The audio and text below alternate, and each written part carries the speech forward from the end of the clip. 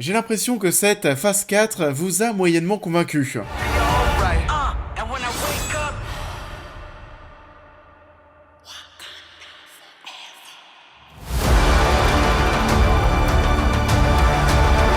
Bonjour à tous, j'espère que tout le monde va bien. On se retrouve aujourd'hui pour parler une seconde fois de Black Panther 2. La critique est dispo sur la chaîne, on est dans une vidéo complémentaire, on va parler de la phase 4. Parce que oui, si vous ne le savez pas, Black Panther Wakanda Forever est la conclusion au niveau des films de cette phase 4. Mais avant de débuter, laissez-moi vous raconter une petite anecdote concernant l'histoire du Wakanda.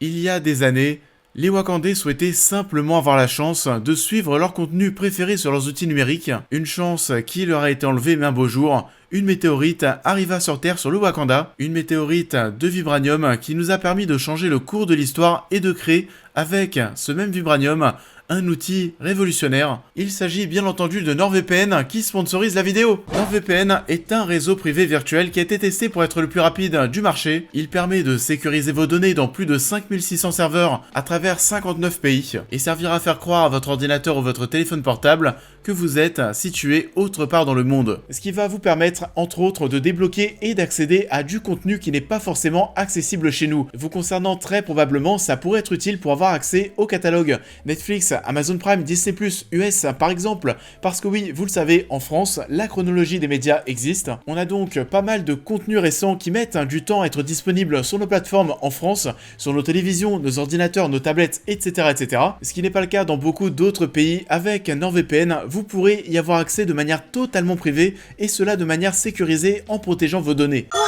Il y a en plus deux nouvelles fonctionnalités comme la protection anti-menace qui vous offre une protection supplémentaire. Votre navigation sera plus sûre, plus fluide, terminer les pubs intrusives et tout ce qui pourrait vous amener sur des sites malveillants. Et avec NordVPN, c'est assez génial. Regardez en description et en commentaire épinglé, on vous propose une offre exclusive. Votre pack cybersécurité NordVPN plus 4 mois gratuits. C'est garanti pendant 2 ans et bien entendu satisfait ou remboursé durant les 30 premiers jours. Il n'y a du coup aucun risque d'essayer par soi-même. Le lien dédié à la chaîne est en description, n'hésitez pas à découvrir NordVPN.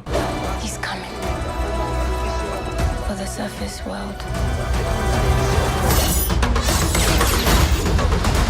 Donc, Black Panther 2 second visionnage, il n'y a pas grand chose qui a changé par rapport à ma critique principale qui est disponible sur la chaîne. On va essayer de la compléter un petit peu, mais on se retrouve surtout aujourd'hui pour parler de la phase 4, parce que oui, ce film, Black Panther 2, est la conclusion, au niveau des films en tout cas, de cette phase 4. On va revenir sur toutes les œuvres, films et séries qui la constituent, voir quels sont les tops et les flops. Mon avis ne change pas beaucoup suite à cette nouvelle projection, comme j'étais en train de vous le dire. J'ai bien aimé la première partie. En fait, lorsqu'on n'a pas de Black Panther, lorsque les personnages que j'en suis, que ce soit Shuri, Okoye, Ramonda, tout le monde, lorsque toutes ces personnes sont en quelque sorte les véritables héros du film, les héros de cette histoire, et ça sans super pouvoir, et d'ailleurs, le titre du film, vous l'avez vu, on a un tout petit Black Panther et un gros Wakanda Forever. Le héros du film, c'est le Wakanda. Pour le reste, c'est pareil, j'insisterai peut-être un petit peu plus sur le final que je trouve vraiment naze. Que ce soit d'un point de vue technique, en termes de direction artistique, de photographie, de spectacle, vraiment le combat final est d'un lambda. C'est pas à la hauteur de ce qui nous est servi durant 1h30 au début, ça partait bien. Finir avec ça, ça fait quand même un petit peu mal. Il y a plein de choses en plus qui me dérangent, que ce soit les armures de Riri Williams et d'Okoye, le manque de personnalité d'un point de vue artistique, la 3D, Shuri qui est vraiment un petit peu cheatée. Je sais pas si on va, vous savez, la retrouver dans un autre film Black Panther, où là, mais dès le départ, on va te vendre le film avec elle dans le costume. Là, on était dans un cas assez particulier, fallait vite trouver un remplaçant en situation d'urgence. Quand on regarde le casting et les gens qui avaient, ça faisait sens de mettre Shuri. Sauf que, comme je vous le disais dans ma critique, ça manque de charisme, ça manque de talent.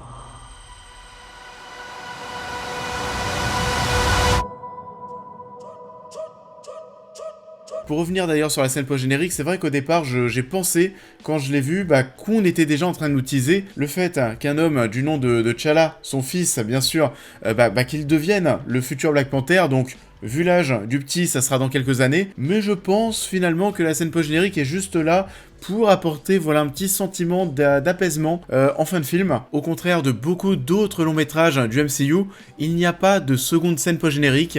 Généralement, les secondes scènes post-génériques à la toute fin des crédits, c'est souvent des blagues. Sauf que là, on l'a compris, l'humour n'est pas forcément le bienvenu dans Black Panther Wakanda Forever, même s'il y en a un petit peu. Du coup, ce petit garçon que l'on voit à la fin, je suis pas sûr que ça serve à quelque chose. Je pense que voilà, c'est pour nous dire qu'il existe, que Chadwick a un enfant, etc. etc. On termine sur une bonne note, mais on n'ira pas plus loin. Cette phase 4 se termine donc sans le fait de teaser quelque chose de gros, potentiellement pour la phase 5. On n'en a pas encore parlé, mais Valentina de Fontaine est dans le film. On sait qu'il se passe des choses autour de ce personnage, des choses autour du projet Thunderbolt. J'ai eu d'ailleurs un petit peu de mal à la reconnaître dans le film, peut-être à cause de la mèche de cheveux. Et du coup, ouais, on utilise quand même pas grand-chose. Et on peut se poser la question au bout d'un moment, mais est-ce que cette phase 4, est-ce que ce n'était pas une phase de transition? C'est la question que je vous pose, et on va parler de toutes les œuvres qui ont constitué cette phase 4, une phase qui du coup a été accueillie de manière assez mitigée. Il y a eu du bon et du moins bon, c'est assez difficile aussi, il faut le dire, de passer après Avengers Endgame, et donc la saga de l'infini. Mais s'il y a bien quelque chose à valoriser durant cette phase 4, c'est qu'on a l'impression qu'il y a eu plus de liberté créative au niveau de certains réalisateurs, au niveau de certains projets. Du coup, cette phase 4, je la trouve quand même assez originale, assez intéressante, et on peut commencer par parler déjà par les épisodes spéciaux. Alors, il y a l'épisode de Noël des Gardiens de la Galaxie, on sait pas encore d'ailleurs si ça fait partie de la phase 4. On a eu Werewolf by Night, qui était plutôt cool, ça nous a permis aussi de découvrir ce format qui va peut-être devenir important du côté de chez Disney+, avec Marvel Studios. L'un des gros événements de cette phase 4, ça a été l'arrivée des séries sur Disney+, et là, il y a eu du bon, du moins bon, et on a quand même l'impression, malheureusement, que les meilleurs projets sont ceux qui sont sortis début 2021, ceux par lesquels on a commencé. On a eu au départ WandaVision, qui était une vraie bouffée d'air frais, c'était cool. We are an unusual couple. Oh, I don't think that was ever in question. We just don't know what to expect.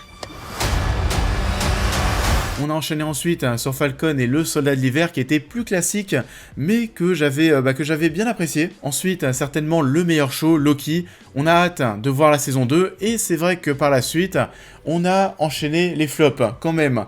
On a eu quoi? Alors What If, ouais, petite déception. On a eu Hawkeye, ensuite, c'était assez sympathique, mais si on doit choisir entre les tops et les flops, ça va plutôt dans des flops. Moon Knight, c'est un flop, j'en attendais tellement plus. Embrace the chaos.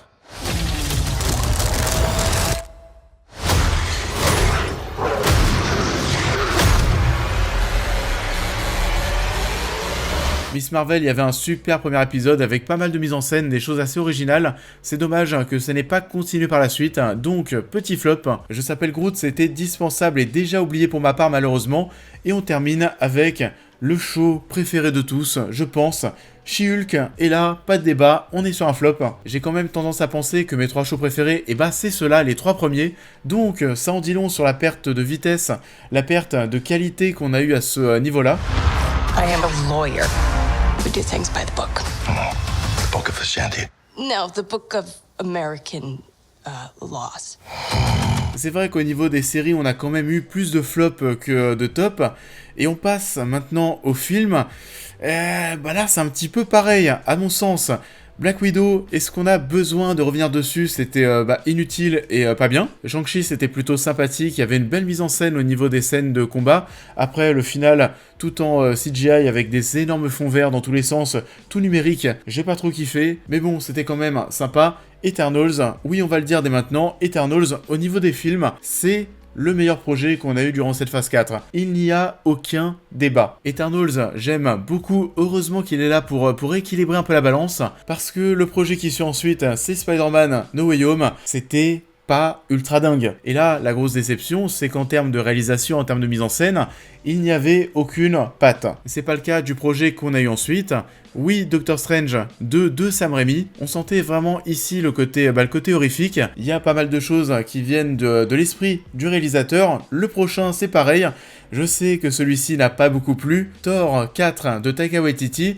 Ça allait peut-être un petit peu trop loin, mais en tout cas, on peut pas lui retirer le fait d'avoir une patte. Oh, you flipped too hard, damn it! Should we help him? And eventually, grape.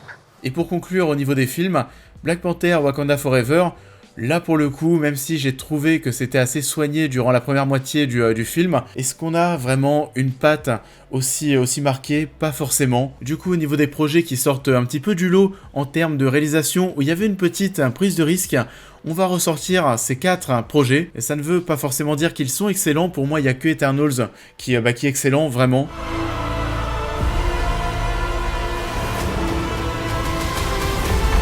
Et donc, c'est vrai qu'au niveau des films aussi, en termes de vraie qualité, on n'a pas forcément été aussi très gâtés.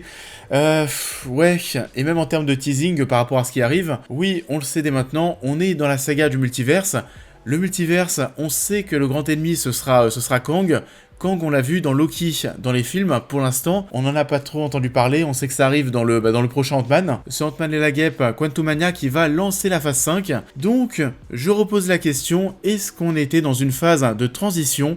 Je sais pas, à vous de me le dire en commentaire. Et pour conclure d'un point de vue personnel, je trouve que la grande majorité des œuvres qui sont sorties durant cette phase 4 ont été assez décevantes. Il y a des projets qui sortent du lot, heureusement, mais ça reste quand même un petit peu léger. Show them who we are. Ça en est tout pour cette vidéo comme d'habitude. Je vous invite à la liker, à la partager, à me dire en commentaire ce que vous avez pensé de cette phase 4. Pour les nouveaux, je vous invite à vous abonner, à me suivre sur tous les réseaux, à devenir membre soutien si vous souhaitez aider la chaîne. Et on verra si cette phase 4 est vraiment terminée, parce qu'il y a encore un petit projet autour des Gardiens de la Galaxie qui arrive. Est-ce que ça fait partie de la phase 4 ? On verra. En tout cas, on va continuer de parler Marvel l'année prochaine, bien sûr. Il y a encore plein d'autres projets. Donc, je vous souhaite à tous une belle continuité de semaine et je vous dis à très vite.